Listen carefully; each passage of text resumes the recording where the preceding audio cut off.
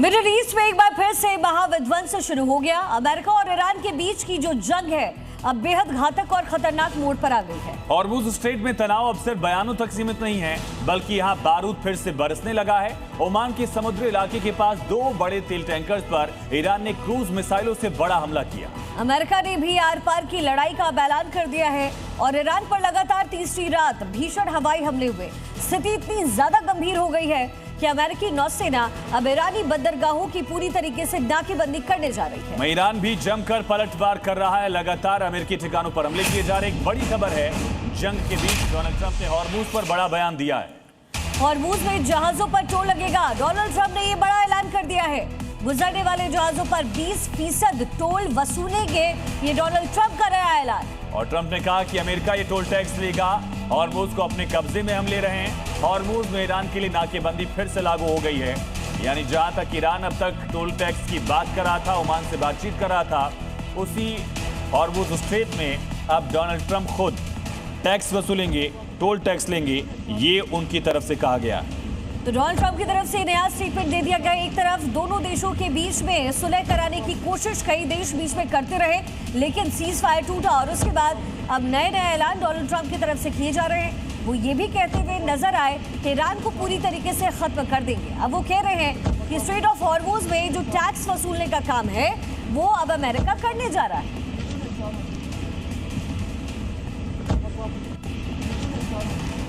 वह ईरान का यूएई के तेल टैंकर्स पर जबरदस्त अटैक। हॉर्मुज में 2 तेल टैंकर्स पर हमला किया गया।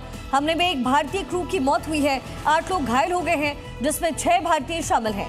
राष्ट्रपति डोनाल्ड ट्रंप का बड़ा स्टेटमेंट। हॉर्मुज पार करने वाले शिप पर टोल लगाएंगे, यानी टोल वसूली का काम डोनाल्ड ट्रंप करने जा रहे हैं। हॉर्मुज से गुजरने वाले जो शिप्स हैं उसमें 20% टोल लगेगा। ये दावा किया है डोनाल्ड ट्रंप ने। अमेरिका को ये टोल देना पड़ेगा। टोल टैक्स अमेरिका के नाम होगा। डोनाल्ड ट्रंप के स्टेटमेंट पर अराक्ची ने तंज कसा है। ईरान हॉर्मुज का संरक्षक है। अब्बास अराक्ची ने यह स्टेटमेंट दिया है। ईरान आगे भी हॉर्मुज का संरक्षक रहेगा। हॉर्मुज मामले में हम निष्पक्ष रहेंगे, ये ईरान की तरफ से स्टेटमेंट दिया गया है। वो ईरान जो लगातार स्ट्रेट ऑफ हॉर्मुज पर कब्जा बनाए हुए है, और जैसे ही दोनों देशों की संधि टूटी, दोनों देशों के बीच में सीज फायर का उल्लंघन हुआ, अब अमेरिका अड़ गया है कि जो भी वहां से शिप गुजरेगी उसका टैक्स अमेरिका वसूलेगा। तो इसी बीच एक बड़ी खबर है, ईरान को लेकर ट्रंप ने बड़ा बयान दिया। कहा ईरान पर जोरदार हमले जारी हैं। ईरान पर हमला आगे भी जारी रहेगा। हॉर्मुज में ईरान के लिए नाकेबंदी लागू रहेंगे, ये डोनाल्ड ट्रंप की तरफ से कहा गया है। इससे पहले भी ब्लॉकेट्स किए गए थे अमेरिका द्वारा, और अब डोनाल्ड ट्रंप ने जो स्टेटमेंट दिया। हमारे साथ गेस्ट का एक बड़ा पैनल इस समय मौजूद है। दीपक वोहरा, पूर्व राजदूत, हमारे साथ इस समय। साथ ही के सना, डिफेंस एक्सपर्ट के तौर पर, colonel Anurag Shukla, defence expert, Ravindra Sachdeva, foreign expert हमारे साथ, डॉक्टर धीरज कौल यूएसए से डायरेक्ट हमारे साथ कनेक्टेड है, सैयद आसिफ रिजवी ईरान से हमारे साथ इस समय बने हुए। सबसे पहले दीपक सर, आपके पास आते हुए, स्थिति बद से बदतर होती भी जा रही है। पूरे वर्ल्ड में इसका असर सीधे तौर पर नजर आ रहा है, लेकिन जब अमेरिका इस तरीके का दावा करता है तो अमेरिका की स्थिति कितनी सक्सेसफुल होती हुई सर नजर आती है, और ईरान के पास विकल्प क्या है? बहुत बहुत धन्यवाद। बहुत अच्छा लगता है जब आपके साथ सुबह सुबह इस विषय पर बात करते हैं। एक तो बहुत दुख होता है कि जो कुछ वहाँ हो रहा है, मुझे लगता है मुझे 53 साल कूटनीति में हो गए कि ये चीजें जैसे बच्चे आपस में लड़ते हैं, तू टोल लगाएगा मैं इससे ज्यादा लगाऊंगा, तू ये करेगा तो मैं वो करूंगा, ये मुझे लगता है चल रहा है। लेकिन जो इन्होंने टोल लगा दिया है वहां पर, डोनाल्ड ट्रंप ने कहा ये इसको एनफोर्स करेगा। There is no question about it. और आपको ये भी पता है कि कल रूस का एक बहुत बड़ा आधुनिक जहाज कमांड एंड कंट्रोल वहां पहुंच गया था। वो इसलिए कि अमेरिका ने ईरान के अपने कमांड एंड कंट्रोल सेंटर ध्वस्त कर दिए हैं। तो अब उनको एक हवाई जहाज चाहिए जो सारा कुछ कोऑर्डिनेट कर सके। तो मुझे ये लगता है बेटा कि जैसा आपने बिल्कुल सही कहा है कि ये जंग अब और बढ़ेगा, ये रुकने वाला नहीं है। और जैसा ट्रंप ने कहा कि हमारे पास काफी असला है, हमारे पास मिसाइलें हैं, बॉम्ब है, ये हैं, हम नहीं रुकेंगे। और ये जो टोल लगा रहा है ये उसी पैसे का प्रयोग करेगा कि अगर कोई हॉर्मुज से गुजरना चाहता है, अब 2 तरफ से उसकी समस्या है। एक, अमेरिका कहेगा घुसने से पहले 20% मुझे टोल दो। 20% ऑफ वॉट, यानी जो उसके अंदर कार्गो है उसकी वैल्यू है, 20% उसका, ये क्लियर नहीं है क्या टोल लगाएगा वो। और दूसरी चीज, ईरान कह रहा है कि मैं भी पैसे लूंगा लेकिन मैं थोड़े से कम लूंगा। अब ओमान क्या करता है वो भी देखने वाला है। मेरे को लगता है फाइनली कि मैंने बहुत से देशों में ये देखा है, 6 देशों में राजदूत रहा, ऐसी चीजें होती हैं तो हॉर्मुज की अहमियत अपने आप खत्म हो जाएगी। लोग दूसरे रास्ते ढूंढेंगे। जैसे भारत का मुझे ठीक। बताया गया है, भारत में जो इस समय क्रूड ऑयल आता है 5% से कम हॉर्मुज से आ रहा है। बाकी महंगा जरूर है जो हम देते हैं, लेकिन हमने एक दूसरा रास्ता ढूंढ लिया है। बाकी देश भी ढूंढेंगे, फिर हॉर्मुज का पानी जिसने पीना है वो पी सकता है। मेरा मानना है कि ठीक है हॉर्मुज सर, इसी बीच एक बड़ी खबर आ रही, ईरानी विदेश मंत्री अरागची का बयान सामने आया। ट्रंप के बयान का अरागची ने मजाक उड़ाया। ईरान हॉर्मुज का संरक्षक है, ये अब्बास अरागची कह रहे हैं। हॉर्मुज के मामले में हम निष्पक्ष रहेंगे, ये अरागची की तरफ से स्टेटमेंट दिया जा रहा है। अब्बास अरागची की तरफ से ये बड़ा तंज डोनाल्ड ट्रंप पर कसा गया। कहा आगे भी हम ही कंट्रोल करेंगे, अब भी हम ही कंट्रोल कर रहे हैं, लेकिन हॉर्मुज के मामले में ईरान निष्पक्ष रहेगा, ये अब्बास अरागची की तरफ से कहा गया। हालांकि अरागची को अपने देश में कुछ विरोध का सामना भी करना पड़ा था। तो अब्बास अरागची का ये बड़ा बयान। तो आगे भी हम स्ट्रेट ऑफ हॉर्मुज के संरक्षक रहेंगे, ये बड़ा दावा अरागची की तरफ से किया गया है। इसी बीच एक और बड़ी खबर मिल रही है, पूरे युद्ध को लेकर के लगातार ये मामला और शांत होता हुआ नजर आ रहा है। स्ट्रेट ऑफ हॉर्मुज जिस पर लगातार ईरान कब्जा जमाए बैठा था, अब अमेरिका की तरफ से बड़े दावे हो रहे हैं। लेकिन स्ट्रेट ऑफ हॉर्मुज है क्या, जरा सबसे पहले आपको वो समझाते हैं। तो ओमान और ईरान के बीच ये स्थित है स्ट्रेट ऑफ हॉर्मुज, और इसकी लंबाई लगभग 167 किलोमीटर है। इसके साथ ही स्ट्रेट ऑफ हॉर्मुज जो कि 2 मुहाने पर है, 50 किलोमीटर ये एक चौड़ा है। एक आप इससे समझ सकते हैं कि एक चौड़ी सी जगह जहां से जो आवाजाही है शिप की वो होती है। संकरा 33 किलोमीटर का हिस्सा है जो बेहद संकरा है। किससे जोड़ता है ये समझिए, फारस की खाड़ी को अरब सागर से जोड़ता है। फारस की खाड़ी को जो कुछ लोग अरब की खाड़ी भी कहते हैं। इसके साथ ही समुद्री ट्रैफिक के लिए 3 किलोमीटर की जो शिपिंग लेन है वो बनी है, जिस पर इस समय ईरान और अमेरिका दोनों अपना अपना दावा ठोक रहे हैं। और दुनिया का लगभग 20% पेट्रोलियम यहीं से गुजरता है, और यही वजह है कि यहाँ पर अटैक, यहाँ पर युद्ध की वजह से दुनिया भर के मार्केट्स पर असर पड़ा, और साथ ही ग्लोबल ऑयल सप्लाई चेन भी सबसे ज्यादा प्रभावित हुई। तो अब ऐसे में सवाल ये उठता है कि आखिर किसका होल्ड यहाँ पर होने जा रहा है। इससे पहले युद्ध की स्थिति में ईरान ने इस जगह को कब्जे में रखा, और अब अमेरिका कह रहा है कि अमेरिका इसको कब्जे में रखेगा। क्योंकि इस समय सवाल यही है कि अमेरिका चाहता क्या है। क्या बातचीत की मेज पर ईरान को रखना चाहता है या सैन्य प्रेशर बनाना चाहता है? और अगर अमेरिका ऐसा कर रहा है तो आपको लगता है कि ये कोशिश डोनाल्ड ट्रंप की वाकई सफल हो पाएगी इतने दिनों की हिस्ट्री देखते हुए? जय हिंद सिखा। देखिए, जो नए फेज़ का अभी वहाँ पर एस्कलेशन एंड डीस्कलेशन, देन उसका एक रिट्रीब्यूशन ज़्यादा हो जाता है।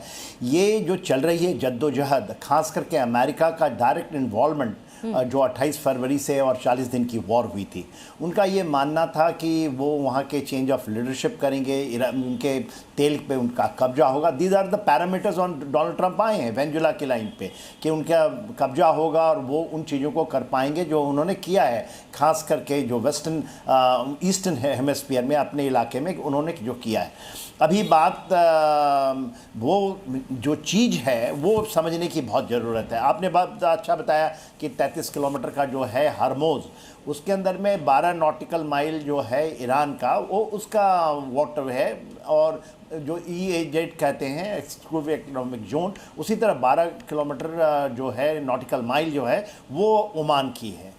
अब ये जो जद्दोजहद चल रही है जिसमें इन्होंने ब्लॉकेड लगाया था और फिर MOU जो साइन की थी 14, उसके अंदर में मोरलेस सारे पॉइंट्स थे जो ईरान के पक्ष में मेरे अनुसार जाते थे। मगर जैसे ही ये सुपर्दो खाक का जो सिलसिला चला था 4 से 9 तारीख तक, वहाँ पर एक नई ऊर्जा आई है ईरान को। इसको ऐसा लगता है कि शायद दुनिया के 100 देशों के प्रतिनिधि आए थे, तो वो अपने को ये सोच रहा है कि शायद इस चीज़ को ऊपर ले जाए। देखिए, शिपिंग लेन में जो साउथ से शिपिंग जा रही, जो ओमान की तरफ से शिपिंग लेन में, जिसको अमेरिका खोलने की ट्राई कर रहा था, और ये ट्राई कर रहा था कि ओमान के रास्ते से जो सदर्न लेन है उससे निकले। सकरा है, मगर उसके अंदर में जितने भी शिप गए हैं, देखिए 3 शिप में तो इंडियन क्रू मेंबर्स हैं, इंडियन सी फेरर रहे हैं। एक तो साइप्रस बेस्ड फ्लैग था जिसके अंदर में 10 को बचा लिया गया, और सारे क्रू मेंबर इंडियन थे। 2 शिप्स अभी ओमान की हैं, उनकी फ्लैग ओमान की है, और उनको मारा है, जिसमें मेरे ख्याल से 1 मारे गए हैं हमारे सी फेरर, और 3 घायल, बहुत बुरी तरह घायल हैं और वो क्रिटिकल कंडीशंस में है। भारत इसको अब्सोल्युटली इसको बताया है कि ये नहीं हो सकता है। अमेरिका नया एंगल डाल रहा है, वो कहता है ब्लॉकेट फिर लगा देंगे हम और 20% लेंगे। तो ये जो दोनों ही ये रेवेन्यू मॉडल आखिर क्या है रविंद्र सर, जो के सर ने बताया है, बैक टू स्क्वायर वन आखिर हम क्यों हैं? ईरान की जिद की वजह से या ट्रंप के मन में कोई रेवेन्यू मॉडल ये 20% वाला जो है? नहीं, ये दोनों की जिद की वजह से हम बैक टू स्क्वायर वन है। रेवेन्यू मॉडल का जो एक हिसाब चल रहा था, जो ईरान चार्ज कर रहा था, जो कहा जा रहा था $2 मिलियन पर शिप, उसमें ईरान का एस्टिमेट ये था कि $1 पर बैरल, जो सुपर टैंकर्स होते हैं करीब ये 2 मिलियन बैरल ले जाते हैं, जो सबसे बड़े वेरी लार्ज क्रूड कैरियर्स, तो उनपे सब पे नहीं पर कुछ ने ईरान को पे किया है $1 पर बैरल, तो वो $2 मिलियन हो रहा था। अब ट्रंप का $20 मिलियन का कैसे एस्टिमेट है, we just have no idea. Yes, जब तेल कैरी करता है एक टैंकर, जैसे बात हो रही है, अगर 2 मिलियन बैरल हो, $100 का तेल हो, तो $200 मिलियन कीमत हुई कार्गो की, राइट?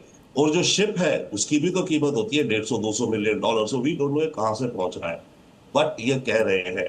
द पॉइंट इज हम बैक टू स्क्वायर वन इसलिए आए, मुझे जो लगता है, जैसे भी जनरल साहब मेंशन कर रहे थे, कि ये जो ट्रंप थोड़ा आई थिंक शेकन हो गया था। ट्रंप घबराए तो नहीं मैं कहूंगा, बट शेकन हो गया था जब इन्होंने देखा जो फ्यूनरल प्रोसेशन निकली, इतने सारे लोग सड़कों पे निकले जी, वो एक बहुत बड़ी तादाद थी।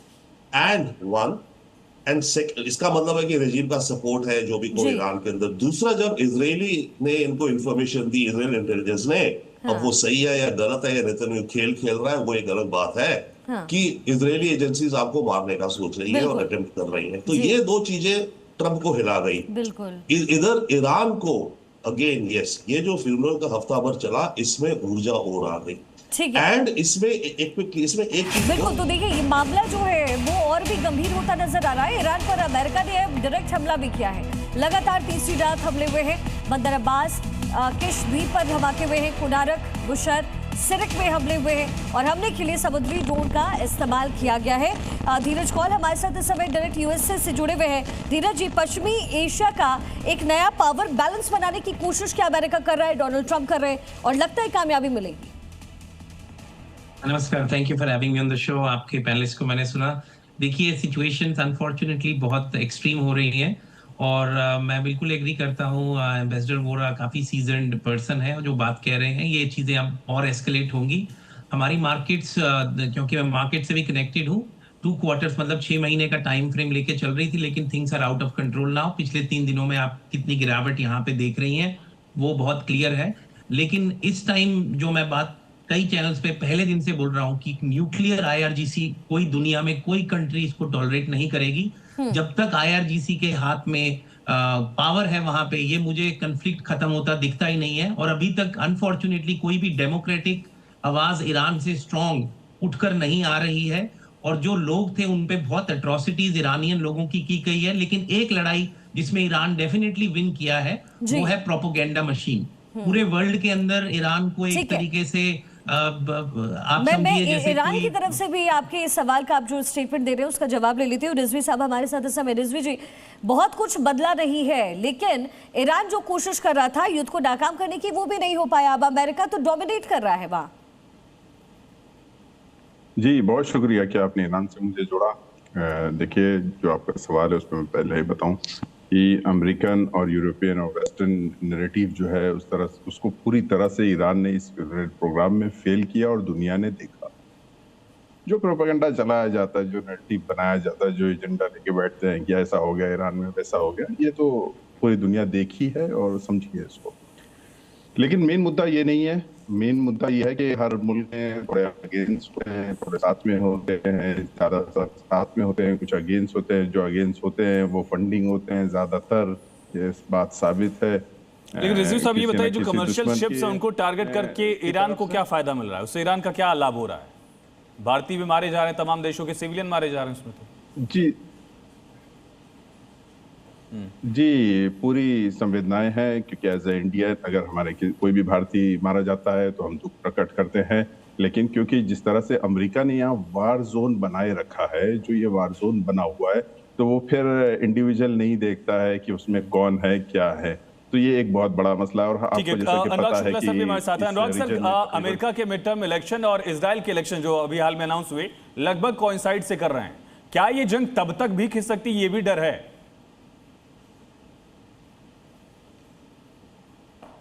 अनुराग सर अनम्यूट करिएगा प्लीज। बिल्कुल सही कह रहे हैं। मिलिट्री वाइज देखा जाए तो ऑपरेशन जो से थम जाना चाहिए था, जैसे कि पीस टॉक शुरू हुई थी और उसके बाद उसको थमने की उम्मीद थी, लेकिन ये बिल्कुल रिपरकशन उल्टा चला गया है। बिल्कुल आज ये अगेंस्ट डायरेक्शन में, और जिस युद्ध की शुरुआत हुई थी जहां पे इनिशियली एम था कि रिजीम चेंज होगी, हम जनता का शासन लाएंगे, वो सब चीजें तो पीछे रह गई हैं। और आज एक नया वॉर शुरू हो गया है खाड़ी के अंदर, जिसके अंदर अमेरिका भी कूद पड़ा और अमेरिका के पास कोई अल्टरनेटिव नजर नहीं आ रहा, बट जबकि वो सिर्फ ईरान की जो पथ है उसी को फॉलो करते हुए नजर आ रहे हैं। लेकिन मैं इसको देखता हूं कि अगले 2 या 3 महीने के अंदर एक बहुत ज्यादा चेंज आएगा। बहुत शुक्रिया आप तमाम खास मेहमानों का इस चर्चा में जुड़ने के लिए।